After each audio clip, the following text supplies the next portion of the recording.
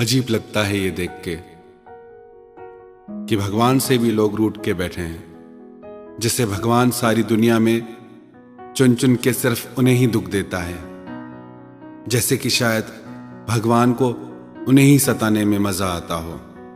पर ऐसा क्यों होता है?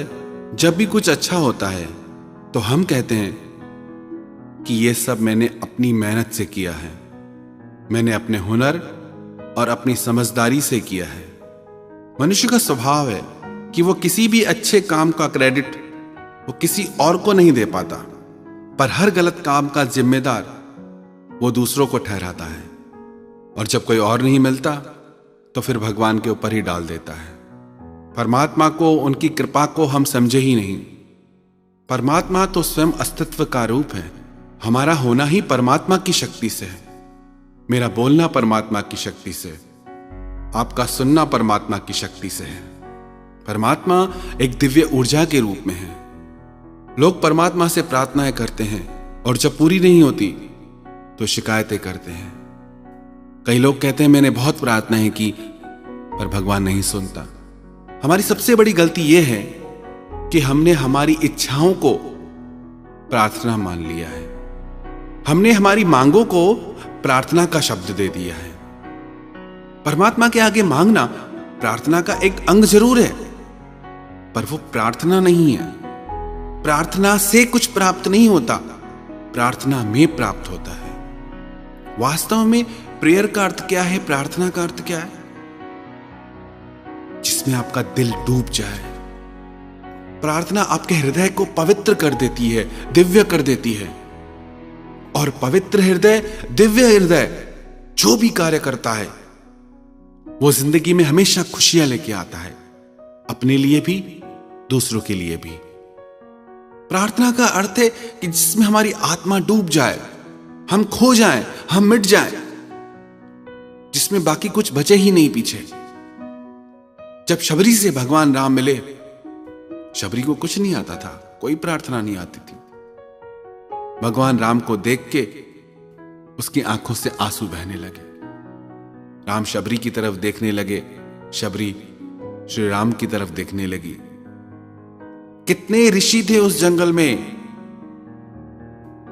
जो संस्कृत में बनी हुई, विधि विधान से बनी हुई प्रार्थनाएं करते थे, तपस्या करते थे, पर सबको छोड़ के उस शबरी के पास आए। एक ही प्रार्थना करती थी, कब आओगे हे राम, तुम कब आओगे? सालों साल, एक दिन नहीं, 2 दिन नहीं, पूरा जीवन। ऐसा नहीं कि जिस दिन श्री राम आए उस दिन उसको प्रार्थना का फल मिला, नहीं, हर दिन उसे प्रार्थना का फल मिला। हर दिन उसे प्रार्थना से आनंद मिला। प्रार्थना के बाद आनंद मिलता है ऐसा नहीं है, प्रार्थना करते समय आनंद मिलता है। प्रार्थना में आनंद है। हमने प्रार्थना के अर्थों को अभी समझा ही नहीं है। हमने ये मान्यता बना रखी कि प्रार्थना करने से कुछ मिलेगा, पर हमें ये बात समझ नहीं आती कि प्रार्थना में होने से कुछ मिलेगा। ऐसा नहीं है कि प्रार्थना रास्ता है और हमारी इच्छाएं मंजिल है। प्रार्थना अपने आप में मंजिल है। एक प्रार्थना आपकी दिल की गहराइयों से निकलती है। प्रार्थना में आप अपना हृदय परमात्मा के आगे खोल के रख देते हैं। कई लोग पूछते हैं कि प्रार्थना में क्या बोले, कौन सी प्रार्थना करें? कौन सिखा सकता है आपको? आपके हृदय की बात आपको कोई और कैसे सिखा सकता है? इसलिए फिर लोग कहते हैं कि हम रोज प्रार्थना करते हैं, भगवान सुनता नहीं। शायद तुम्हें पता ही नहीं कि प्रार्थना कहते किसे हैं। हमारी हालत ऐसी है कि एक व्यक्ति रोज रेस्टोरेंट में जाता है, कि रोज पूरा मेन्यू कार्ड पढ़ता है, और फिर भी उसे शिकायत है कि मेरी भूख नहीं जाती, मेरा पेट नहीं भरता। कितना ही पढ़ते रहो, पानी पानी पानी, कितना ही मेन्यू कार्ड पढ़ते रहो, भूख मिटने वाली नहीं। भूख तब मिटेगी जो उस मेन्यू कार्ड में लिखा है वो आपके भीतर जाए। शब्द तो आपके मुंह से निकलते हैं, पर वो प्रार्थना आपके हृदय में नहीं जाती। जिस व्यक्ति के हृदय में प्रार्थना चली गई, उसकी जिंदगी पूरी तरह से बदल जाएगी। उसका हृदय पवित्र और दिव्य हो जाएगा। जिसका हृदय पवित्र और दिव्य है वो जो कार्य करेगा वो पवित्र और दिव्य होगा। वो जो कार्य करेगा वो पूरी सृष्टि में खुशियां लेके आएगा। और बहुत आसान है कह देना कि भगवान हमें दुख देता है, क्योंकि सब कुछ वही तो करता है, उसी की ही शक्ति से तो चल रहा है सब। पता नहीं क्यों हमें बातें समझ ही नहीं आती। परमात्मा एक दिव्य ऊर्जा के रूप में है, पर हर कार्य के पीछे परमात्मा जिम्मेदार नहीं। जैसे आपके पास चलने के लिए पैर हैं, उन पैरों से आप मंदिर जाएं, चर्च जाएं या शराब घर जाएं, वो मर्जी आपकी है, वो चुनाव आपका है। हां, ये सही है, हर कार्य होता ईश्वर की शक्ति से है, पर प्रत्येक व्यक्ति कर्म करने के लिए स्वतंत्र है। जैसे आपके घर में अग्नि की सुविधा गैस के रूप में है, अब उससे आप खाना बनाओ, आपकी मर्जी, या उससे अपना घर जला दो, वो भी आपकी मर्जी। हालांकि घर भी अग्नि ने जलाया, खाना भी अग्नि ने बनाया, पर चुनाव हमारा था कि अग्नि की शक्ति क्या करे। बिना अग्नि की शक्ति के न खाना बनेगा न घर जलेगा। अब यदि इसमें हम कहें कि इस अग्नि की वजह से मेरा घर जल गया, तो एक अर्थ में यह सही भी है और एक अर्थ में गलत भी है। याद रखना, परिस्थिति चाहे कैसी भी हो, हम हमेशा चुनाव करने में स्वतंत्र हैं। बहुत आसान होता है हर दुख की, हर गलत बात की जिम्मेदारी किसी और पे डाल देना। परमात्मा दुख नहीं देता। हमें तो शायद ये ठीक से पता भी नहीं कि परमात्मा है कौन, तभी कुछ भी बोलते हैं। लगता है कि शायद कोई ऐसे ही बैठा है ऊपर, सब चला रहा है। परमात्मा अस्तित्व का नाम है। आप भी परमात्मा की वजह से हैं। क्या आपको याद है दुनिया में आप कब आए, कैसे आए? जो कुछ भी आपको मिला है जिंदगी में, जो भी आपके अपने हैं, आपने मांगे? किससे मांगे?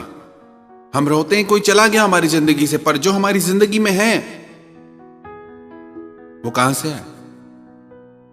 आप लेके आए साथ उन्हें? वो कुदरत की शक्ति है, परमात्मा की शक्ति है। परमात्मा को प्रकृति के रूप में जाने, कुदरत के रूप में जाने, शक्ति के रूप में जाने, अस्तित्व के रूप में जाने। नाम अलग अलग है, वही परमात्मा अपनी ही शक्ति से कभी सगुण रूप में भी प्रकट हो जाते हैं, जिन्हें हम भगवान कहते हैं। हर किसी की मान्यताएं अलग हैं, पर हमारा सृजन परमात्मा की शक्ति से होता है। हमारे प्राण परमात्मा की शक्ति से टिके हैं, तो हम परमात्मा के ही अंश हैं। यदि हम परमात्मा को दोष देते हैं तो एक अर्थ में हम स्वयं को ही दोष देते हैं। भगवान हमारे माता पिता हैं। दुनिया का कोई भी माता पिता अपने बच्चे के भाग्य में कभी कोई दुख नहीं लिखेगा, कभी नहीं चाहेगा कि उसकी जिंदगी में जरा सी भी तकलीफ आए। अच्छे से अच्छा लिखेगा कि हमारी संतान हमेशा खुश रहे, हर सुख उसको मिले, हर खुशी उसको मिले। ये तो साधारण मनुष्य की बात हो गई। और जो परमात्मा करुणा का सागर है, दया का सागर है, प्रेम का सागर है, वो कैसे आपकी जिंदगी में दुख लिख सकता है? इतनी बड़ी सृष्टि में, इतने बड़े ब्रह्मांड में उसे सिर्फ आप दिखते हैं दुखी करने के लिए। कैसी कैसी हम धारणाएं बना के बैठे हैं। सच्चाई तो यह है कि हमने आज तक एक बार भी ठीक से प्रार्थना नहीं की। इच्छाओं को मांगना, चीजें मांगना प्रार्थना नहीं होती कि तुम भगवान मेरे लिए ये कर दो तो मैं तुम्हारे लिए ये कर दूंगा। आप प्रार्थना करने आए हैं या व्यापार करने? प्रार्थना तो एक भाव है जिसमें पुकारने वाला डूब जाता है। प्रार्थना तो एक भाव है धन्यवाद का कि हे परमात्मा, मैं तो डिजर्व ही नहीं करता, मैं तो इस लायक ही नहीं जितना तूने मुझे दिया है। कुछ भी तो नहीं है मेरे हाथ में, पर सब कुछ तूने दिया है। अगर प्रार्थना को हम सही मायने में समझ गए तो पूरी दुनिया में एक इंसान ऐसा नहीं बचेगा जो ये कह सके कि मेरी प्रार्थनाएं भगवान नहीं सुनता। पहले प्रार्थना को समझो तो सही, प्रार्थना करो तो सही। फिर कहता हूं, अपनी मांगों को, अपनी इच्छाओं को प्रार्थना मत समझिए। शब्दों में लिखी चीजों को प्रार्थना मत समझिए। जो भाव आपकी हृदय की गहराइयों से निकले, जो भाव आपको परमात्मा से जोड़ दे, जो भाव आपके हृदय के घाव को सिल दे, जिस भाव में आप अपनी हर तकलीफ भूल जाएं, डूब जाएं, वही असली प्रार्थना है।